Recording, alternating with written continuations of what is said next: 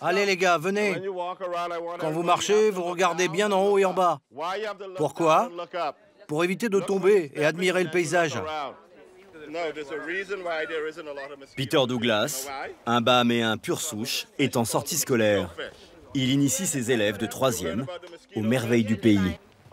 Venez, je vais vous montrer le clou du spectacle. C'est le plus grand trou bleu de l'île. Et certainement le plus grand du pays. Au milieu de cette forêt de pins, une gigantesque piscine naturelle. Ce trou bleu est en forme de cône. Il descend comme ça. Et vers 25 mètres, quand vous croyez être arrivé au fond, si vous continuez à descendre, vous rejoignez l'océan. Incroyable.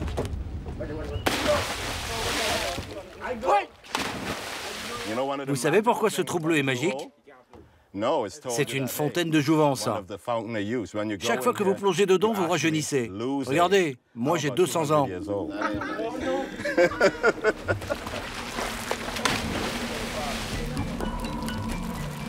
Ce trou bleu, lui, a 12 000 ans.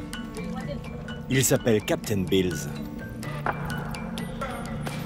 Pour comprendre ces énigmes géologiques, il faut retourner à la fin de l'ère glaciaire, quand la fonte des eaux fait monter le niveau des océans, et marée après marée, envahit ces grottes et ces gouffres. On trouve des trous bleus soit au milieu de la Terre, soit au cœur de l'océan, comme celui-ci au Belize. Ils doivent leur nom au contraste entre le bleu foncé dû à la profondeur et au bleu turquoise des récifs coralliens. Le plus profond du monde a été découvert l'an dernier en Chine. Le trou du Dragon s'enfonce jusqu'à 300 mètres, la hauteur de la tour Eiffel. Ces trous bleus et leur mystère attirent les plongeurs les plus expérimentés, comme l'apnéiste français Guillaume Néry. Il s'est livré à une chute libre de 200 mètres à l'intérieur du trou bleu de Dean aux Bahamas.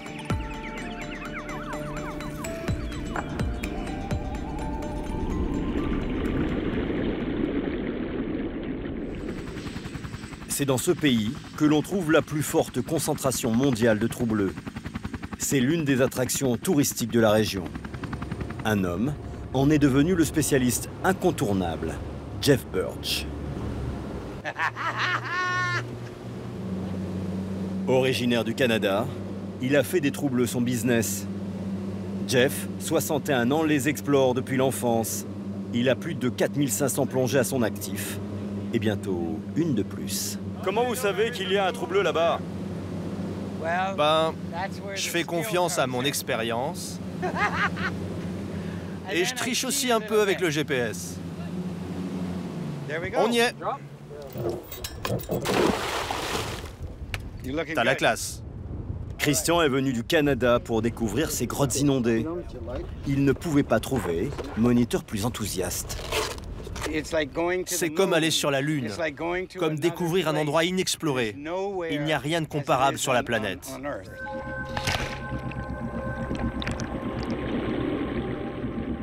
Le groupe va explorer le King Kong Blue Hole. Jeff n'emmène dans les trous bleus que des plongeurs confirmés. L'exercice est risqué.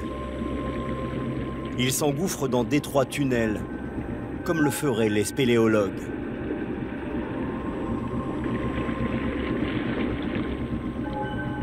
À moins 20 mètres, la lumière perce encore et éclaire cette faille, l'une des plus longues du monde.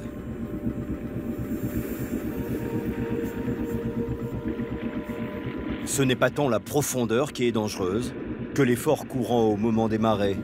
Ils peuvent aspirer les plongeurs vers le fond.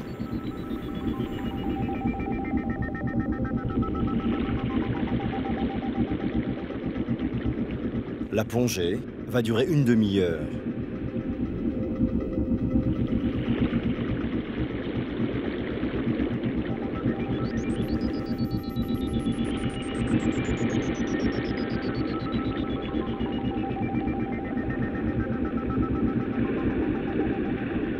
Le retour sur Terre se fait à Andros, là où habite Jeff.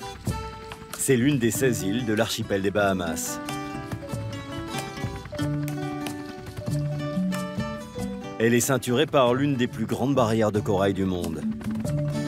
Aucun cargo ni ferry ne peuvent accoster.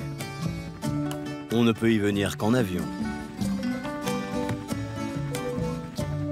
Il y a 7500 habitants et 4 hôtels, dont celui de Jeff, composé d'une vingtaine de bungalows. Un coin de paradis défriché par son père, un passionné de plongée, qui a découvert le lieu en 1958. Ça, c'est ce qu'il reste de l'arbre de mon père. Il est monté sur cet arbre et il a regardé par là. Et il a dit « Oh mon Dieu, j'ai découvert le paradis sur Terre ». Il a décidé d'en parler à sa femme, de faire venir ici leurs 3 jeunes enfants, dans l'espoir de bâtir une vie bien meilleure, une vie paisible, qui échappe aux nuisances de la vie moderne.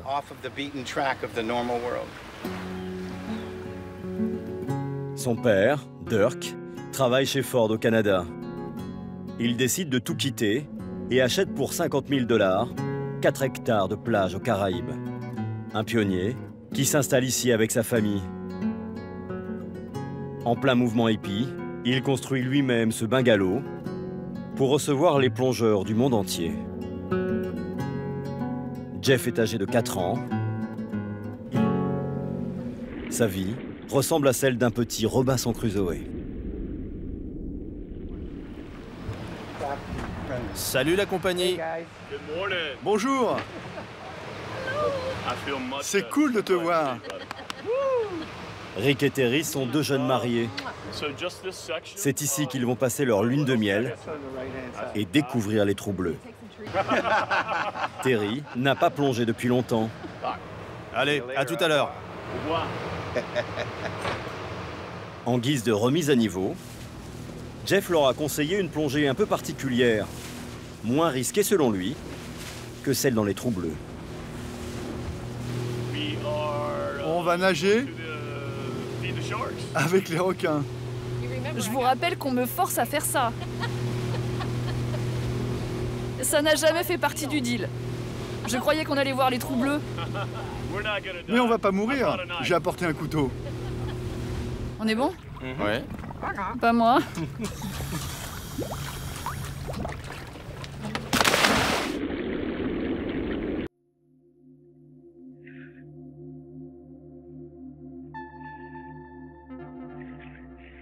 À proximité des trous bleus, les requins prolifèrent. L'équipe s'enfonce à 18 mètres de profondeur. Très vite, Rick et Terry sont entourés par une quinzaine de prédateurs. Attirés par la chair fraîche, par ce bloc de poisson qu'on leur a apporté. Une pratique contestée parce qu'elle pourrait modifier leur comportement. Il n'empêche, ici aucun requin n'a jamais attaqué de plongeur. Ils sont même protégés aux Bahamas. Cette espèce, les requins gris des Caraïbes, également appelés les nettoyeurs, entretiennent le récif et permettent aux coraux de se développer.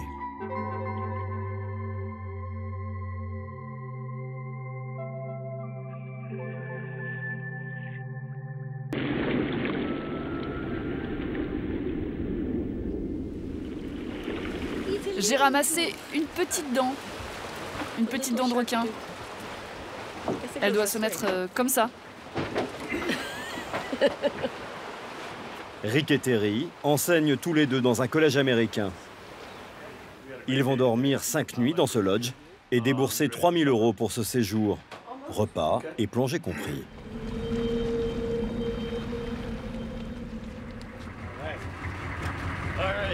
C'est bien, continue. Ça suffit? Pour offrir de nouveaux spots aux plongeurs et alimenter son business, Jeff doit en permanence identifier d'autres trous bleus. C'est la mission du jour qu'il mène avec Brian, son fils de 28 ans. C'est bon. Brian gère le lodge avec son père. Vu du ciel, Andros ressemble à une belle tranche de gruyère, avec des taches bleues partout, sur la terre ou en mer. Près de 220 grottes sous-marines, un record. Celui-là s'appelle le Leading Blue Hole. Il est en bas à droite. C'est moi qui l'ai découvert et maintenant on y emmène des plongeurs. À l'heure actuelle, seuls 10% des trous bleus ont été explorés et répertoriés, le plus souvent par le père de Jeff ou par Jeff lui-même. Maintenant on arrive au Guardian. Quel est celui que vous préférez vraiment? Oh mon Dieu, ils sont tous très beaux. Et tous différents, c'est comme les femmes. Et celui-là, il s'appelle le Petit Français. Juste là.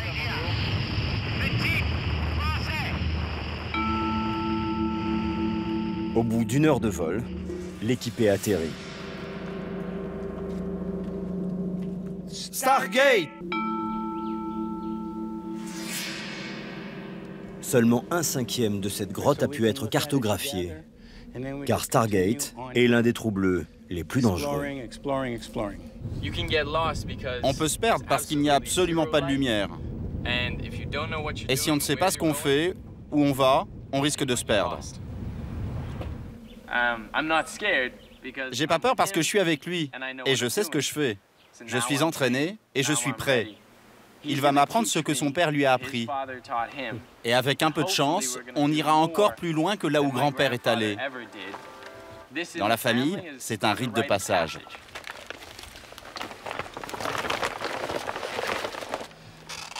Josh, après tu attacheras 2 bouteilles en plus à cette corde, quand je serai en bas.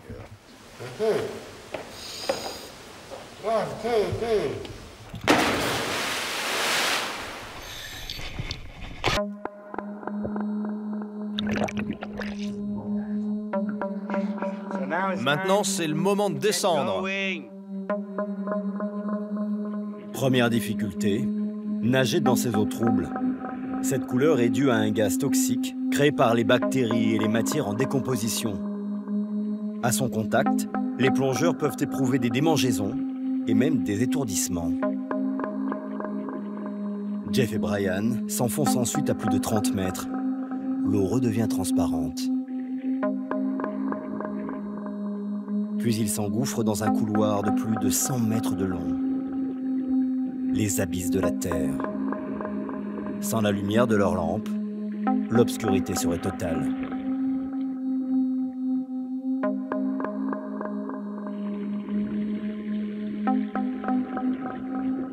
Sous leurs yeux, un étonnant paysage. Des stalactites, des stalagmites. Une cathédrale sous-marine.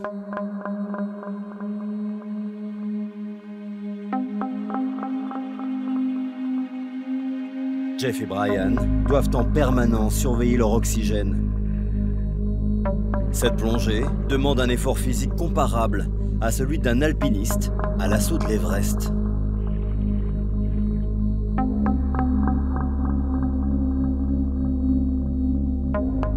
Malgré la difficulté, ils décident de continuer et de s'aventurer dans une zone qu'ils n'ont jamais explorée.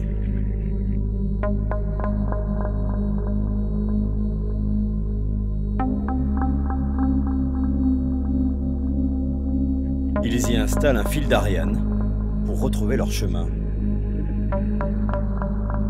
Mais leur exploration est stoppée. La galerie est trop étroite et ils doivent faire demi-tour. Qu'importe, Jeff et Brian se sont aventurés là où personne n'était allé avant eux.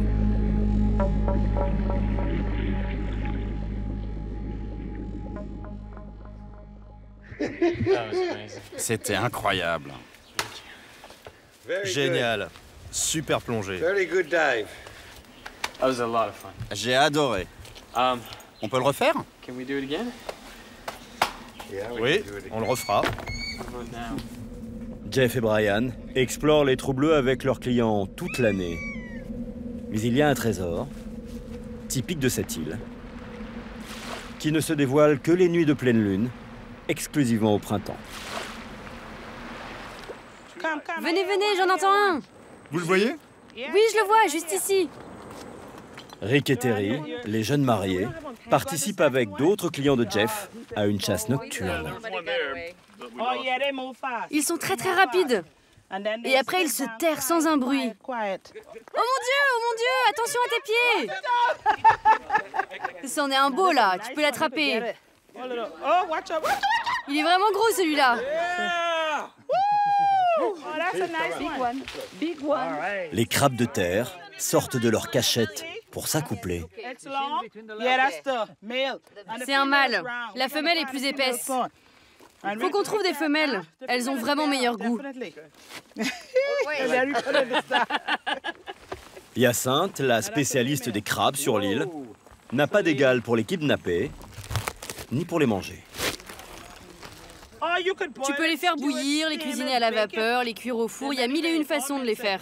Qu'est-ce que vous préférez? Moi, j'aime le crabe cuit à l'étouffée. Pourquoi? Parce que c'est plus rapide à cuisiner. Ce soir, Rick et ses partenaires récolteront une quarantaine de crabes.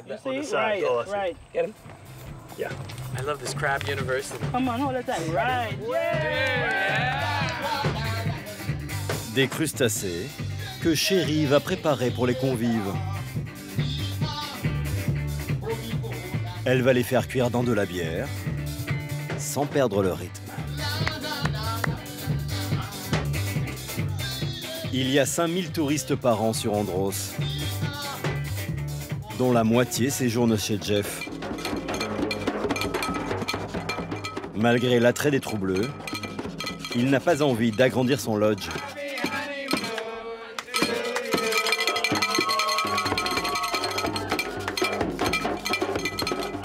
Ce bout de terre est aujourd'hui valorisé à 3 millions de dollars, 60 fois plus que ce qu'avait payé le père de Jeff.